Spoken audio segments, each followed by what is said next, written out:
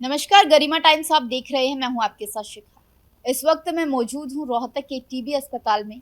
आपको बता दें कि लगातार जो टीबी की बीमारी है जिले में बढ़ रही है। ऐसे में कौन कौन से सिम्टम्स जो है बीमारी में देखने को मिलते हैं और क्या क्या प्रिकॉशन हमें बरतने चाहिए, इसको लेकर आज मेरे साथ हैं टीबी अस्पताल से डॉक्टर इंदु सिंह, जो इस बीमारी को लेकर पूरी जानकारी देंगी। नमस्कार। नमस्कार आप सभी का। जैसा कि पता है टीबी की बीमारी है एक मतलब खांसने छींकने से ही फैलती है और हमें टीबी से बचाव के उपाय पता होने चाहिए ताकि टीबी से बचा जा सके। सबसे पहले टीबी के लक्षण क्या होते हैं मैं इस पे थोड़ा सा प्रकाश डालूंगी। तो जैसे अगर किसी को खांसी है, 2 हफ्ते से ज़्यादा की खांसी हो, बुखार का आना, बलगम आना, मुंह से खून आना, सांस में कोई दिक्कत होनी या छाती में दर्द होना, ये सारे संकेत हैं, ये टीबी की बीमारी के संकेत हैं। तो अगर इस तरह के किसी भी तरह की लक्षण मिलती है, उस बंदे को नज़दीकी स्वास्थ्य केंद्र में जाकर अपनी टीबी से संबंधित जांच करवानी चाहिए। जहां जो भी हमारे सीएचसी पीएचसी हैं, इवन जो हमारे आयुष्मान आरोग्य मंदिर हैं, हर जगह हमारे टीबी के बलगम लेने की सुविधा उपलब्ध है और उसे नज़दीकी जो जांच केंद्र है वहां तक फ्री में पहुंचाया जाता है। टीबी पाए जाने पे उस मरीज को डोर टू डोर घर तक जाकर के टीबी की दवाइयाँ मुहैया कराई जाती है, जो कि टोटली फ्री ऑफ कॉस्ट है। लेकिन जो हमारे टीबी के मरीज हैं, अगर अपने इलाज में देरी कर देते हैं या लक्षण आने के बाद प्राथमिक स्वास्थ्य केंद्र या जो हमारे नज़दीकी जिला अस्पताल है, किसी प्राइवेट डॉक्टर से संपर्क नहीं करते हैं, तो इसका दुष्परिणाम हमारे समाज को भुगतना पड़ता है। क्योंकि उतने दिन तक वो मरीज है टीबी से ग्रसित है और जो उसके खांसी में खांसने से, छींकने से, थूकने से कीटाणु बाहर आ रहे हैं टीबी के, वो दूसरे मरीजों को संक्रमित करते हैं और संक्रमित करने के बाद दूसरे मरीज को भी टीबी लग जाती है। इसमें एक चीज़ मैं कहना चाहूँगी कि टीबी की बीमारी 2 तरह की होती है। एक तो जो सिंपल वाली टीबी है जिसके लिए 6-8 महीने की दवाई चलती है, दूसरी बिगड़ी हुई टीबी जिसको डीआर-टीबी कहते हैं। तो जितना जल्दी हम अपना जांच करा के उपचार शुरू करेंगे, बिगड़ी हुई टीबी होने के हमें आसार कम हो जाएंगे। और अगर मरीज को बिगड़ी हुई टीबी नहीं होगी तो समाज को जो टीबी लगेगी वो भी सिंपल तरह की टीबी लगेगी, जिसे बहुत आसानी से दूर किया जा सकता है। क्योंकि सरकार ने जो मुहिम चला रखी है, हमारे भारत को 2025 तक टीबी मुक्त करने का सपना है प्रधानमंत्री जी का। जिस सपने को साकार करने के लिए हर जगह अभी देखो 7 दिसंबर से मार्च महीने तक 2025 तक 100 डेज की ACF activity, active case finding activity चलाई जा रही है, जिसमें हमारे शहर में 3 मोबाइल मेडिकल यूनिट है। वो रोस्टर के हिसाब से गांव-गांव जा कर के वहाँ बलगम जांच करती है, मरीज की एक्सरे करती है, मोबाइल एक्सरे वैन साथ में होता है और रिपोर्ट आने पे दवाइयाँ मुहैया की जा रही है ताकि मरीज को जल्द से जल्द हम दवाई मुहैया कराएं और उसे टीबी से बचाएं और अपने समाज को टीबी मुक्त कर सकें। इसके साथ एक चीज़ मैं और कहना चाहूँगी, अभी तो हमारे पास टीबी से ठीक होने की दवाई थी, लेकिन बचाव की भी सरकार के द्वारा मुहिम शुरू कर दी गई है। इसमें जो पहले चरण में है वो टीबी से जो ग्रसित परिवार, जो टीबी से ग्रसित है मरीज, उनके परिवार वाले को टीबी होने के सबसे ज़्यादा चांसेस होते हैं। तो उस कंडीशन में उनकी अगर कोई टीबी से संबंधित साइन सिम्टम जो हमने बताया, खांसी, बुखार आना, बलगम आना, रात को पसीने आना, भूख कम लगना, वजन कम हो जाना, इस टाइप की कोई सिम्टम है तो सबसे पहले उनकी टीबी के लिए जांच होती है। अगर इसमें टीबी नहीं पाई जाती तो हमारे यहाँ एक नई टेस्ट शुरू हो गई है, साई टीबी टेस्ट कहते हैं, जिसमें जिसमें अगर मरीज के अंदर छुपा हुआ टीबी है, लेटेंट टीबी, उसका भी पता इस साई टीबी टेस्ट से लगाया जा सकता है।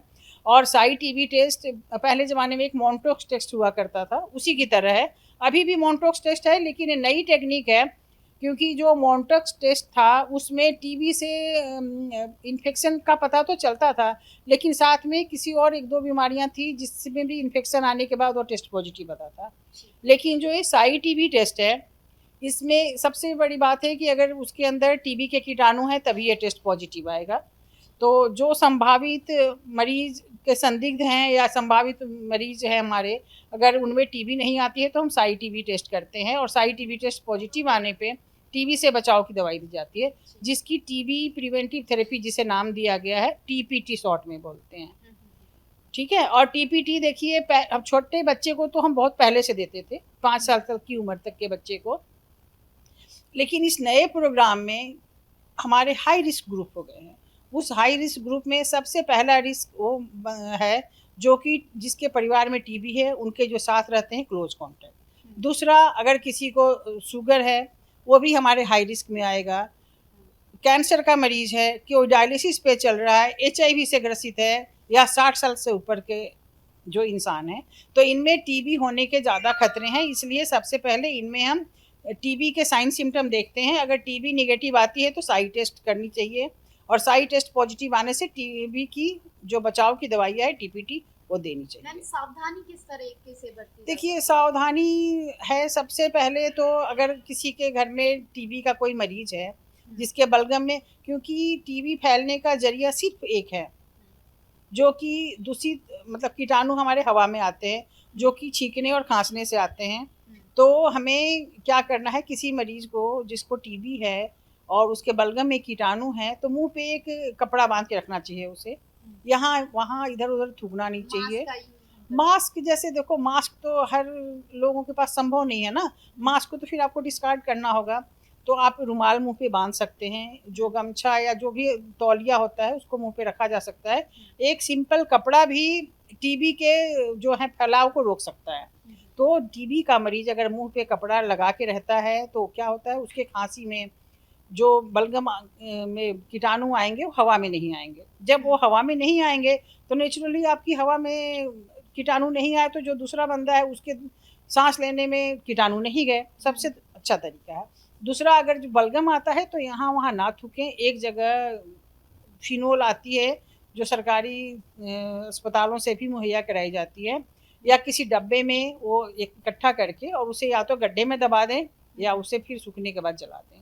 और जो कपड़ा मुंह पे लगाते हैं उसे डेली उसकी सफाई होनी चाहिए और धूप में सुखाना चाहिए। तो इस हिसाब से टीबी से बचा जा सकता है।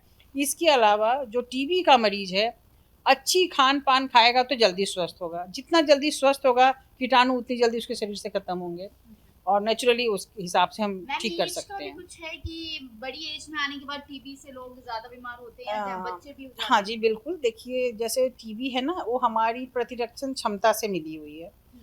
देख, एक्सट्रीम ऑफ एजेज, जो कि छोटा बच्चा या बड़े उम्र का, इन दोनों में इनकी प्रतिरक्षण क्षमता जो है शरीर की कम हो जाती है, जिसको इम्यूनिटी कहते हैं। तो ये दोनों एज, एक्सट्रीम ऑफ एजेज में इम्यूनिटी कम हो जाती है। इम्यूनिटी जिसको भी कम होगी, क्योंकि हमारे इंडिया में टीबी बहुत कॉमन है। टीबी इन्फेक्शन, अभी बताया कि देखो, एक इन्फेक्शन होना और एक बीमारी होना। बीमारी हो गई तो टीबी की पूरी इलाज करानी पड़ेगी, और अगर इन्फेक्शन है तो टीबी प्रिवेंशन की दवाई जो टीपीटी होती है। ठीक है। अगर हमारी इम्यूनिटी ठीक है तो हमें इन्फेक्शन लगने के बाद भी डिजीज शायद नहीं हो, हमारा वो जो टीबी का कीटाणु है एक जगह दबा रह जाता है, जिसको हम लेटेंट टीबी कहते हैं। तो हमारे खान पान, रहन सहन, इन सब चीज़ों का टीबी की रोकथाम में बहुत अहम रोल है।